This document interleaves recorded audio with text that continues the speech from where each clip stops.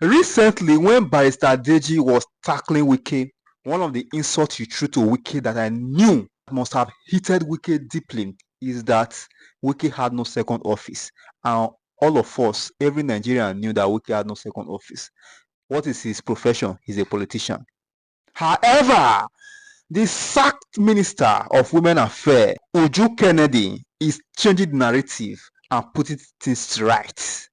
Remember that recently, President Bola Ahmed Tinubu sacked 5 ministers from his cabinet, and Kennedy Uju was among them. The woman has returned back to her second office. This is the beauty of politics when you have second office.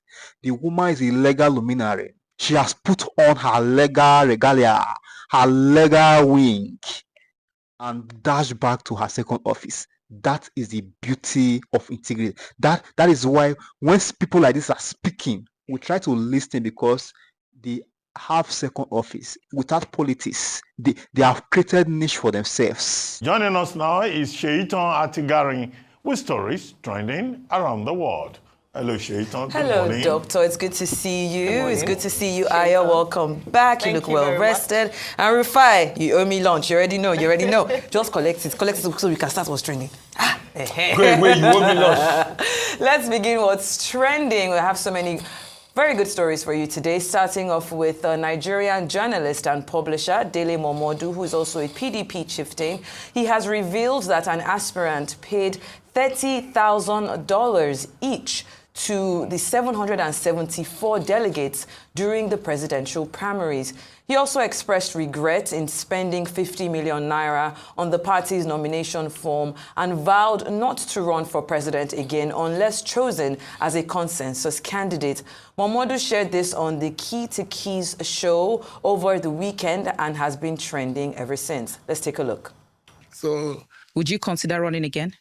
No. Why? Experience is the best teacher. I've come to realize that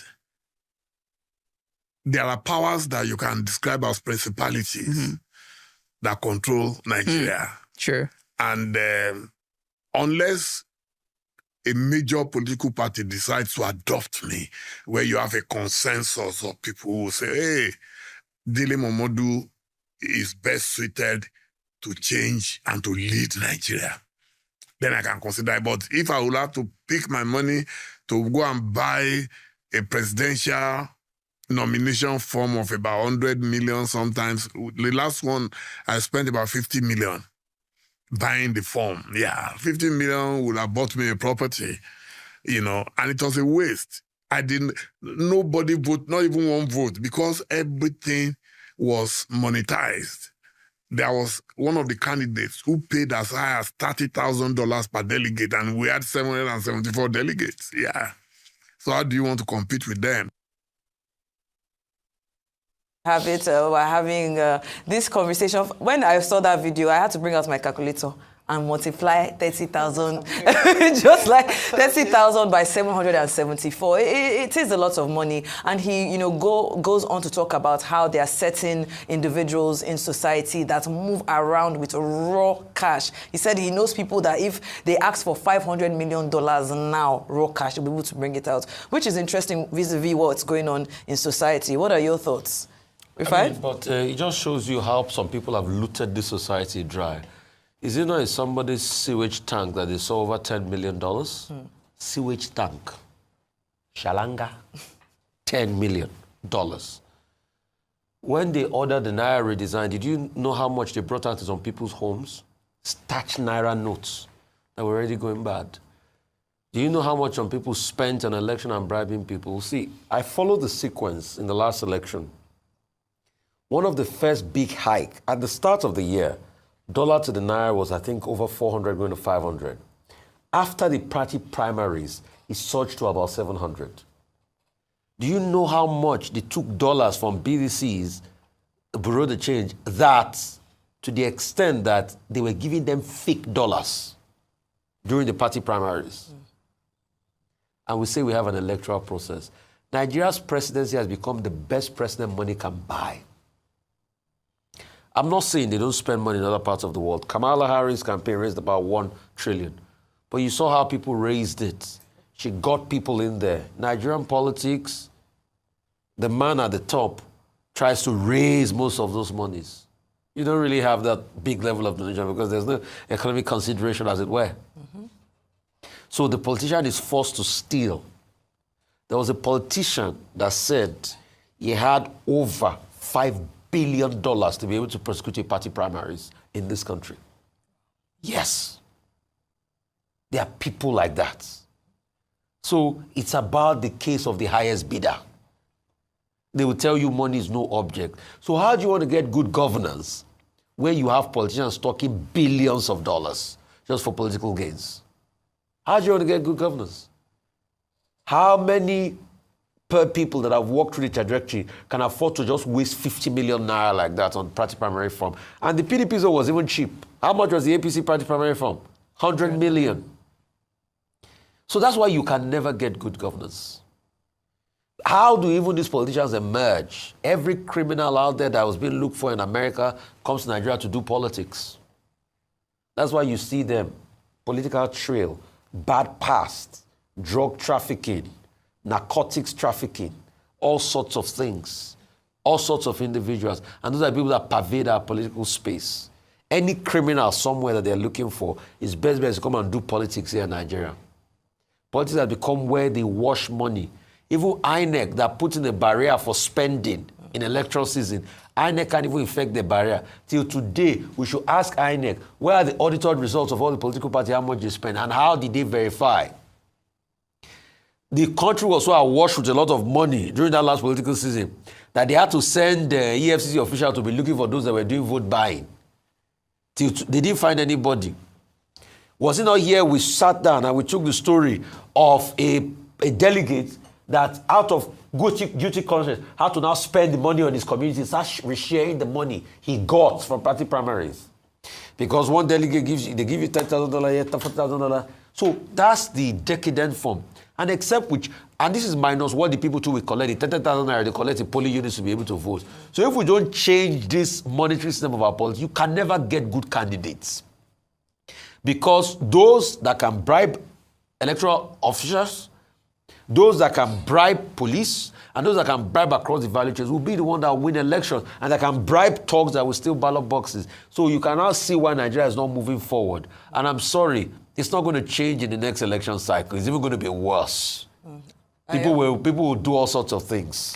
All right, now we see why the stakes are so high when it's election cycle. I did a quick calculation when we were talking about the figures. So at $30,000 per delegate, if we use the exchange rate at 1,700 naira, that's 51 million naira. Multiply that by the 774 local government areas is 39,474 million naira. And so you can imagine, and that's just for a primary, you know, a candidate, the amount of money they're spending. And that's why you can then understand why people would do anything during election, because when you invested this amount of money to run an election, then you want to win by all means, and then all means possible. And so just like Rufai had mentioned, if we don't check how monies are spent, and even where the money is gotten from in the first place, we're going to continue having challenges. I like that you used the American election as an example. But one of the clear difference, because they spend more money in America, well, in quotes, at least what we know. But the clear difference is that there's a trace and accountability of how the monies were raised. In fact, in some instances, you would actually see where some dubious characters contributed to a particular campaign, and it raises a lot of dust. But here, one person who has no pedigree, you don't know what he's been doing for the last few years of his life, comes up with 39 billion naira and no one is asking questions. EFCC is not on their case. You just make money just like that. So we don't ask critical questions. And unfortunately, the people have been bound in poverty such that they don't want to ask questions. They just want to see the 10,000 naira paltry sum in their hands, and then they mortgage their future for the next 4 years, and then they're lamenting if that person gets in. Because at the end of the day, it's business. We had a guest earlier on who said that there are three reasons why people go into politics. One of which is to get appointment. The other is to be rewarded. And I just thought to myself, there's nothing about service. Maybe I'm being too idealistic in terms of even putting, okay, yes, service, but also hoping that you get some form of reward. And that's why we've called for, let us reduce the monetary influence in politics in Nigeria, perhaps we'll get a better outcome of our democracy. Let us investigate people who are able to afford, being able to pay for 100 million naira for delegate nomination form, and ask where the source of their money is coming from. What have they been doing? How can they justify them having this amount of money, or even reveal the people who've donated to their campaigns? If we don't address this at this level, we're going to continue to suffer with bad leaders and also bad governance in Nigeria. All right then, Dr. Well, Ruben. thematically, I think what Bashorun Dele Momodu was talking about is the monetization of the electoral process in Nigeria, of democracy in Nigeria. In fact, that he used the word $30,000 as money that people pay to get their way through, in fact, also speaks to the dollarization of politics in Nigeria. Now, the money factor is one of the, negative factors that we have in Nigerian politics and also in democracies in parts of Africa. In fact, we may say across Africa. Now, one of the pillars of democracy is that the individual's right to choose is what is important, and it's about free choice. It's about informed choice. When people are paid to make that choice, either at the level of the primaries or at the level of the polling booth, then it's a matter of concern, as Bashorun Dele Momodu has pointed out, or Are Dele Momodu. He has many titles. He's a multiple chief. And he has the pedigree and the bona fide to talk about this. In 2011, he ran for the presidency of Nigeria. First, on the platform of the Labour Party, I think. And then there was an issue with that when they asked him to go and bring money, ironically. Then he moved to the National Conscience Party. Then in 2022, he also signaled his interest in the political process, now this time on the platform of the People's Democratic Party. So he's not talking theory. He's saying it as it is. Now, what is the matter? People should know that vote buying, whether at the level of the primaries or at the level of the political party or at the polling booth, is an offense under Section 124 of the Electoral Act as amended. But if, as Bashorun Momodu pointed out, that, people were spending up to $30,000 and they will give to all 774 local governments. Do you know that the penalty in the Electoral Act for spending money for vote buying is a miserable 500,000 naira? So people who are able to spend money, $30,000, even if you catch them, then they will come and pay 500,000. And this is why, those who are familiar with the subject continue to say that, look, the Electoral Act will still have to be further amended because, and some other people say, we should have Electoral Offences Commission if we want to, create a deterrent. The other leg of it that I think should be pointed out is that we've been talking about politicians. About the people themselves.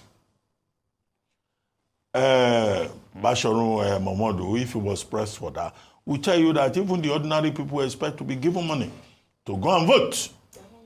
They will collect money to vote somebody into position for the next 4 years.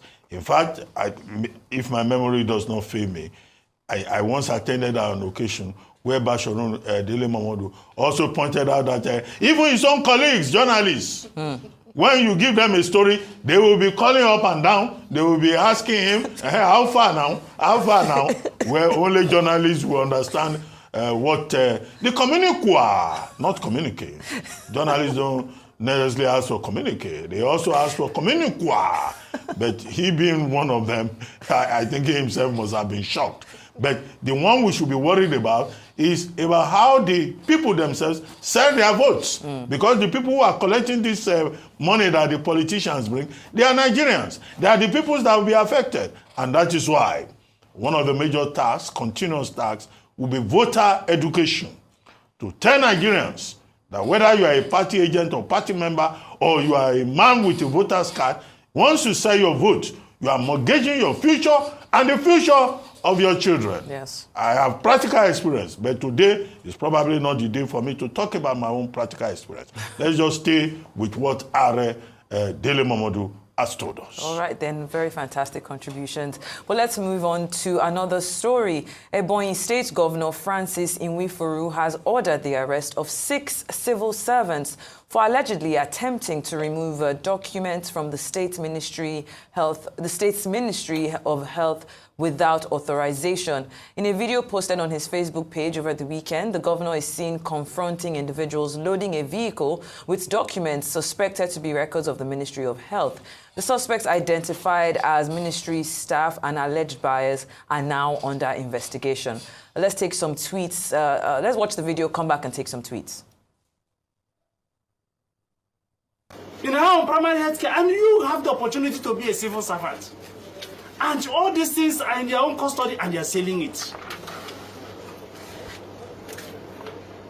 Today that is Saturday, you call somebody, a buyer, to come and start loading it. Now this is immunization register. Child immunization register. Please do not falsify any data. And they are selling it. And the general public are shouting every day. Our health facilities are getting total moribund. It's totally dilapidated. We need health facilities. We need health facilities. We need equipment in our health facilities. Then look at what the people are doing to government. All right, then let's take some tweets and see how Nigerians are reacting. The first tweet there reads, "That's why I think Nigeria's problems don't stop at the government. We must acknowledge that we are responsible for much of it ourselves. And that's the most frustrating part. Just take a look at this. Many things like this are happening all over the country. And if we truly want this country to improve, every single person at every level of society would need to be held accountable for indulging in such practices. No one should be spared or left behind." The next tweet there reads, "And after everything, these are the types of people that will say to camera that there's shortage of equipment in the hospital. I blame Nigerians for where we are today. This has happened happened in most government hospitals. They usually divert materials." And finally, "Poverty of the mind is the greatest infection. Misusing public resources is a serious breach of trust, as it's absolutely critical that those guilty of diverting materials meant for primary health care facilities face appropriate legal consequences. The health and well-being of our community depends on the integrity and proper use of these resources. Let this serve as a strong reminder that such actions will not be tolerated, and all necessary precautions and legal actions must be taken against those involved." I picked those 3 tweets because they really do truly summarize how I feel about this particular story. You could just tell, you could see the governor there, very frustrated, just upset that this was happening under his nose for a long time. Let's start with you, Ayo. All right, okay, so thank you very much. This just addresses the last point that Dr. Bati made. That, yes, we can point our fingers at politicians and leaders when it comes to the state of the country, but truly every single person, like the first tweet says, is responsible for the way or where Nigeria is currently. And, you know, we see this happen a lot of times. This is just one of the pictures or videos of where we see civil servants behaving badly, whether they're diverting funds, selling what should be given to for free to citizens, or using what's meant for the commonwealth of the good of the people for personal gains. You know, we see this matters daily. Just on Monday, the head of service of the Federation revealed that there were a number of Nigerian civil servants who are jackpot, that's relocated abroad, and were still receiving salaries back home. And an investigation is ongoing. These are the kinds of stories that we hear, that we know that this corruption thing is pervasive in Nigeria. It has eaten deep into the fabric of society, whereby it's become a way of life. We don't see anything wrong in it. We just see it as being smart, or we being able to just make ends meet. But there's nothing smart about that. What you're doing is that we keep on defrauding other people, and we keep on plunging the country into further decline and further decay. And so one of the things I'd like to say in terms of solution, we need a reorientation. We need a resetting, as it were, of our mindset as Nigerians, how we see things, how we perceive things. And it should start from, from the young students. Perhaps even introduce it into the curriculum in terms of what it means to be a patriotic citizen and what it means to be able to be given responsibility and not diverted for personal use. Yeah. If you meet one in almost 3 Nigerians is trying to find a way to, and to them, like I said, it's just being smart and trying to make ends meet. Beyond that is even the fabric of our family, our homes. You will see your child come home with something that is beyond what you know they're earning, and there are no questions asked. In fact, they praise them, oh, my son bought me a car. They are not, so right from the family structure, we need to deal with that. I'm saying this because this is just a symptom of what is. It is horrible. Yes, it is so bad, and it is. All of us need to take responsibility for what's happening. Beyond that, I'll just end by saying that when it comes to accountability, we all should be able to speak up when we see things that are out of place. And then the governor himself, I'm glad that he's come out and he's and I hope the people will face the consequence. But why don't we have digital, technology? With technology can help to cut down corruption like this. If everything is digitized, it's easier to trace when things go amiss. So these are also the kind of conversations we should be having as a country. All right, Doctor, do you want to comment briefly before we go to our next story? Okay, very briefly. I think, what we're dealing with here is corruption. The same corruption, big subject that we're talking about. And one of the tragedies that has occurred in this country is that the civil service in Nigeria is corrupt.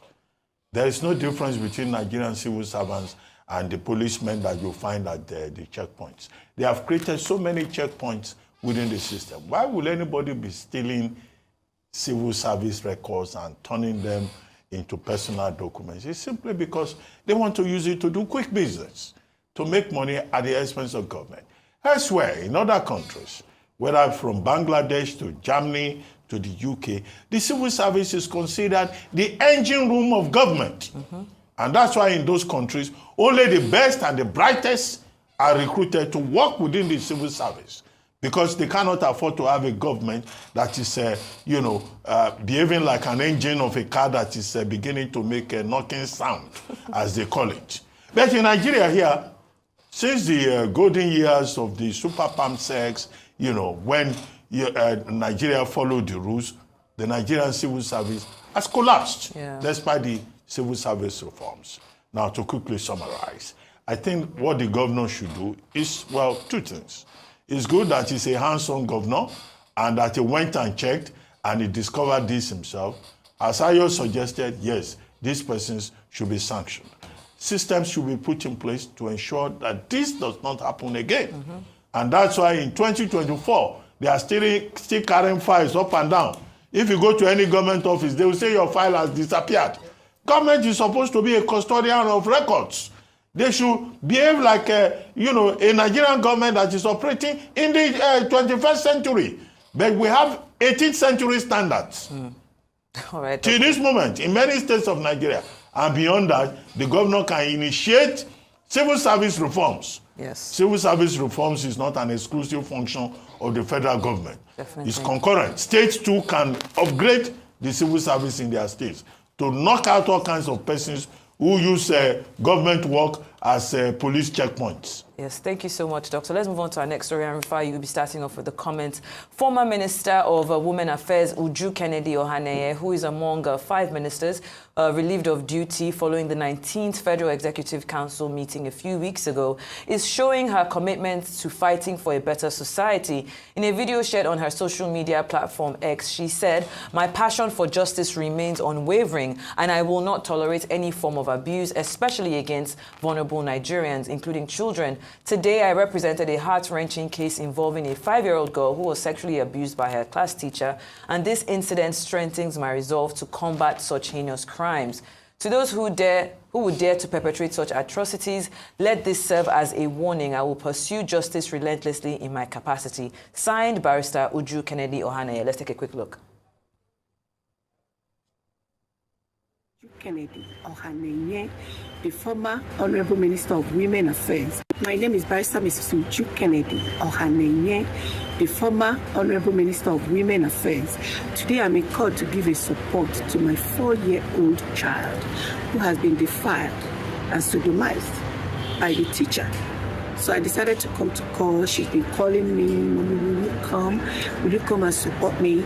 So I'm here today to introduce myself to the court and see if they will allow me to act as a friend of the court, so that I'll be able to support this child and follow up on the matter. I don't want that there's no way I could have abandoned these children that I started the case while I was a minister because of any reason. I will not abandon them. I will follow up on all the cases I started until it gets to the end. Well, fantastic. You know, even though she's no longer the minister, she's letting Nigerian people know that her commitment is unwavering. I love it. Rufai. Okay, so prior to this time, Barrister Uju Kennedy used to do a lot of charity. And it's not today she's been fighting for things. I particularly remember she used to have a show on a sister TV station, I think every Sunday. And I do watch her show about how she reaches out and everything. And it's good, you know, when you're fighting for the downtrodden in society. But this was also the barrister that we knew the role she played in that lecturer's case. That was quite sad. And the call she made, you know, and the student lecturer thing and the call she made and all of that. So, but we don't want to go into that. But it's good she's serving. But a topic that really caught me was this Ebonyi case. And I'm going to take a very different turn. I'm not going to praise the governor. In fact, it's an indictment on the governor himself. In 21st century, how many parastatals would the governor cover to start unearthing things like this? And we are celebrating that he's working. It's an indictment that he doesn't have systems that work. Mm-hmm. How many departments do you see leaders go to? So what he should have done was to set the systems in place.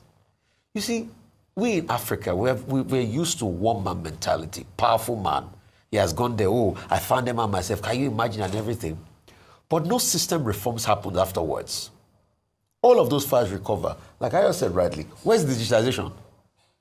A simple blockchain solution can solve all of this system problem web in such a way that you get all the system to blockchain. You can even put an AI component on it. Guess what? You can get all this data in this system in such a way that you can also mine data from it, also market the data you mine from it. There's so many things that can be done with data. But it shows that you have a failure of system and you're going to fish out. So what about the corruption in other departments that is going on that he will not be able to see? Governor Wofuru has only got 2 eyes, but technology has got 100 eyes. So what he should do is have a technological system that coordinates every government parastatal and government data. Yeah. Set up a strong control room within that you can see all the analyzed data sets of everything that's happening in every ministry. Make it in such a way that as they make any document, even if it's a signed document and everything, there's a little scanning system that they scan that document and double up. In fact, even in worst case scenarios, you can have phone scanners. That might not be essentially perfect, but there must be a replica copy of all these documents. And put them in this central server base. And put it on a cloud platform. Put an AI component of it that can analyze the data and that can help you categorize and sort your data.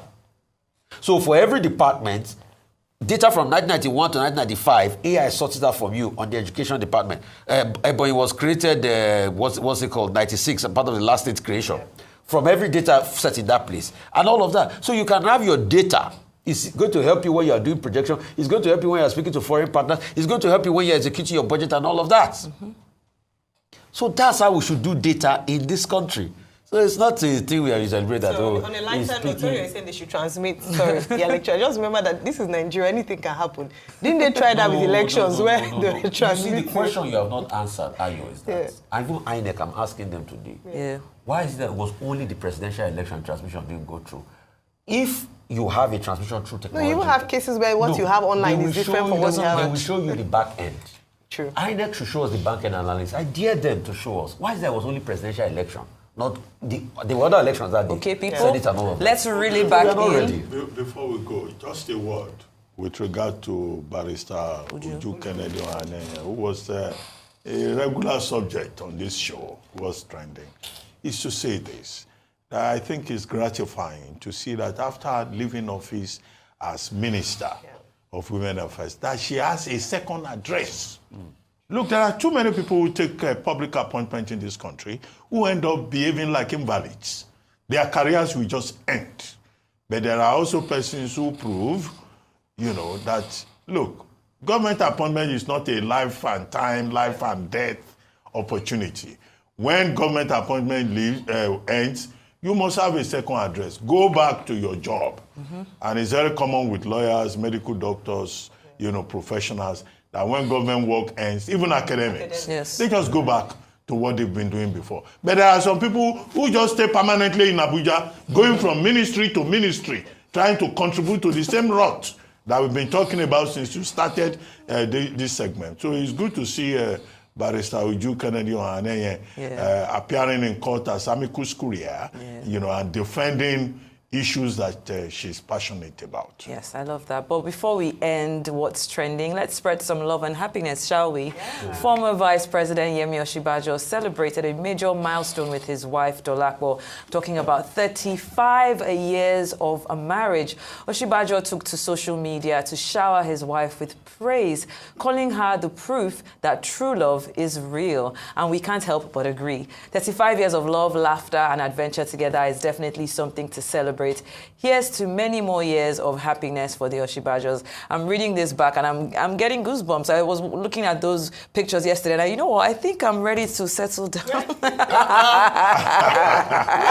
Rufai, look at the way you jumped up. You are still thinking. You are thinking. It's tough out here, Doctor, but it's tough out here. We've had Arise babies. We want more Arise babies.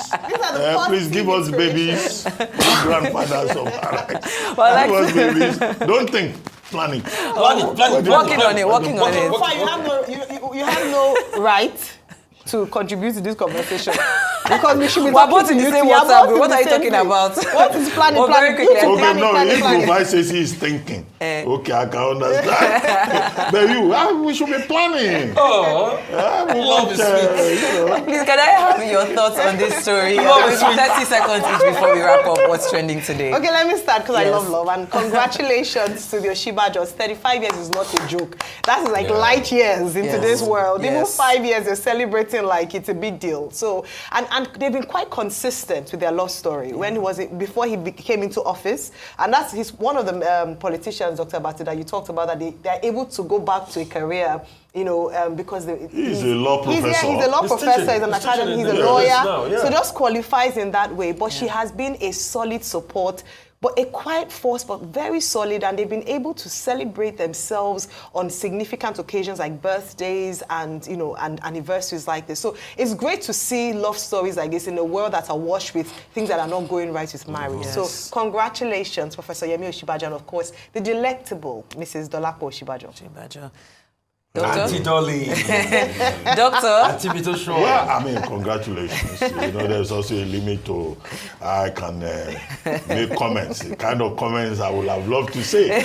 Please, Professor Yemi Osinbajo having been my teacher at Lagos State University, but I think it's not out of place to say. It's good to see him, the lover boy part of it. And I think he's a lover boy. From one lover boy to another. And to thank his wife for the support that he has given him through all the years and all the challenges that may have come his way. Rufai, talk now. You wanted to say something since 30 seconds. About to end what's trending. Yes. You are asking the Pope to comment on the marriage. You don't make me fall in love. I think if I get inspired, we're going to get a wedding announcement soon. I'm just dancing for I love. can see that. Love is everything. Yes. Love is life. It's the essence of our being. We are on earth because of love. The Bible says, for God so loved the world that he gave us his son that gave us the life we have today. Everything in this world is love. People that don't have love have a miserable life. They hurt others. They don't appreciate the hearts of others. They talk down on others. I pray for this country. Like Onyeka Wenof, may one love keep us together. I think that's my prayer. Perfect. That is why Nigeria politicians continue to make us dry. because many of them, they will do anything to remain in power. Because once they leave politics, they have nowhere to fall back to. There is no second office. So kudos to you, Kennedy Uju. You understand? You are setting the narrative right. This is how it ought to be. When you leave political corridor, you fall back to your second office and start what you've established for yourself before now.